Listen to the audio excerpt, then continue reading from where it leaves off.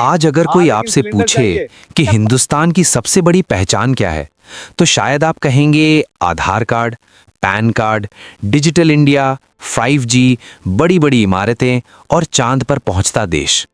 लेकिन जरा ठहर कर सोचिए, अगर किसी चीज ने पूरे देश को एक सूत्र में बांधा है, तो वो है कतार।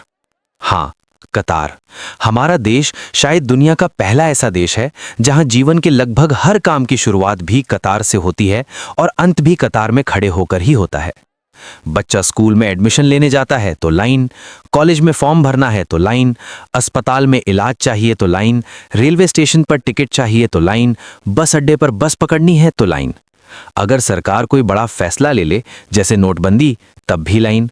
दुनिया में कोई महामारी आ जाए, जैसे कोरोना, तब भी लाइन। ऐसा लगता है जैसे धीरे धीरे इस देश ने हर समस्या का समाधान ही कतार को मान लिया है। इसलिए चाहे हम विश्व गुरु बने या नहीं, लेकिन इतना जरूर है कि हम कतार प्रधान देश जरूर बन चुके हैं। लेकिन हाल के दिनों में जो तस्वीरें सामने आईं, उन्होंने इस कतार वाली सच्चाई को और गहरा कर दिया। जब ईरान और इजराइल के बीच युद्ध शुरू हुआ, तो लोगों ने सोचा होगा कि इसका असर मध्य पूर्व में दिखेगा, मिसाइलें वहां गिरेंगी, खबरें वहां से आएंगी। लेकिन असली झटका कहीं और महसूस हुआ। वो झटका भारत के घरों में महसूस हुआ, रसोई में महसूस हुआ और गैस सिलेंडर की कतारों में दिखाई दिया। देश के कई शहरों में अचानक गैस सिलेंडर के लिए लंबी लंबी लाइनें लगने लगी। किसी के कंधे पर 14 किलो का सिलेंडर लटका हुआ है, कोई सिलेंडर पर बैठकर अपनी बारी का इंतजार कर रहा है, कोई धूप में खड़ा है, पसीना बहा रहा है, कहीं लोग बेहोश हो रहे हैं, कहीं सिलेंडर वाली गाड़ी आते ही भीड़ उस पर टूट पड़ रही है। ये कोई फिल्म का दृश्य नहीं था, बल्कि आज के भारत की सच्चाई बन गया। सबसे अजीब बात यह थी कि जिस देश में लोगों के हाथ में 5G स्मार्टफोन है, उसी देश में वही आदमी गैस सिलेंडर के लिए घंटों लाइन में खड़ा है।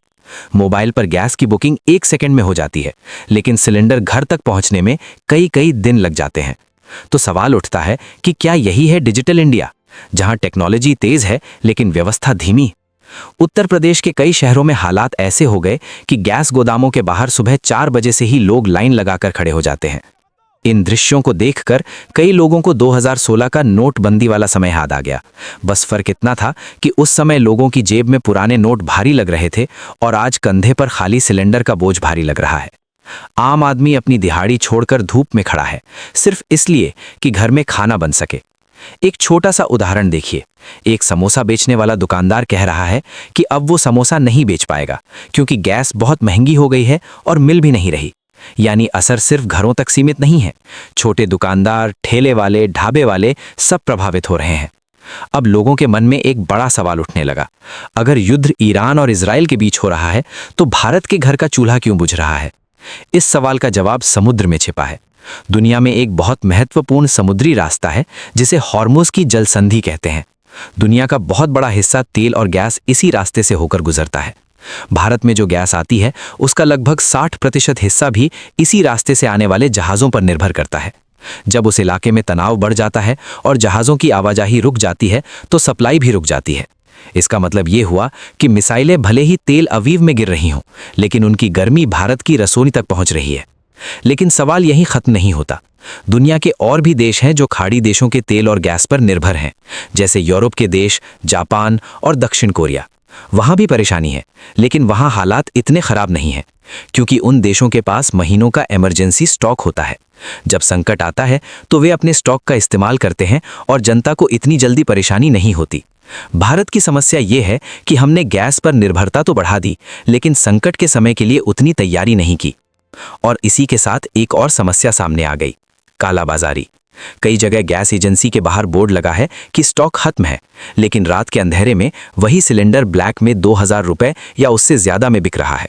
मुसीबत के समय कुछ लोग सिस्टम की कमजोरी का फायदा उठाकर पैसा कमाने लगते हैं। इसका सबसे ज्यादा नुकसान किसे होता है? ना अमीर को, ना गरीब को। सबसे ज्यादा परेशानी मिडिल क्लास को होती है। अमीर आदमी ब्लैक में खरीद लेता है, गरीब आदमी लकड़ी या उपले जलाकर खाना बना लेता है। लेकिन मध्यम वर्ग बीच में फंस जाता है। उसे अपनी इज्जत भी बचानी है और परिवार भी चलाना है।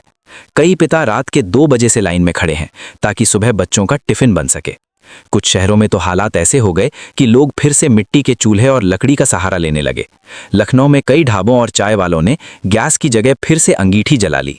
ये वही देश है जहां उज्ज्वला योजना के जरिए धुएं से मुक्ति का सपना दिखाया गया था, लेकिन आज मजबूरी में लोग फिर से उसी पुराने दौर की तरफ लौटते दिखाई दे रहे हैं। तकनीक आगे बढ़ रही है, लेकिन जिंदगी पीछे लौटती हुई दिखाई दे रही है। इस संकट ने एक और चौंकाने वाली तस्वीर दिखा दी। अयोध्या में राम रसोई, जहां भक्तों को भोजन कराया जाता था, गैस की कमी के कारण बंद करनी पड़ी। बाहर पोस्टर लगा दिया गया कि गैस की समस्या के कारण रसोई बंद है। ये दृश्य सिर्फ एक रसोई का बंद होना नहीं था, ये पूरे सिस्टम की कमजोरी का प्रतीक बन गया। ये देखकर मन में सवाल उठता है कि क्या इस देश में पैदा होने का मतलब हमेशा कतार में खड़ा रहना है? एडमिशन के लिए कतार, नौकरी के लिए कतार, अस्पताल के लिए कतार, रेलवे टिकट के लिए कतार, और अब गैस के लिए कतार। ये स्थिति सिर्फ आर्थिक समस्या नहीं है, बल्कि व्यवस्था की परीक्षा भी है। क्योंकि जब आम आदमी खाली पेट होता है, तब उसे बड़े बड़े नारे अच्छे नहीं लगते। सबसे जरूरी बात यह है कि कालाबाजारी पर सख्त कार्रवाई होनी चाहिए और सप्लाई सिस्टम को मजबूत किया जाना चाहिए। भारत की ताकत 140 करोड़ लोग हैं। अगर व्यवस्था मजबूत हो तो यही ताकत देश को आगे ले जा सकती है। लेकिन अगर बुनियादी जरूरतों के लिए भी लोग कतार में खड़े रहने को मजबूर हो जाएं, तो ये चिंता की बात है। उम्मीद यही है कि हालात सुधरेंगे और लोगों के चेहरे पर मुस्कान लौटेगी।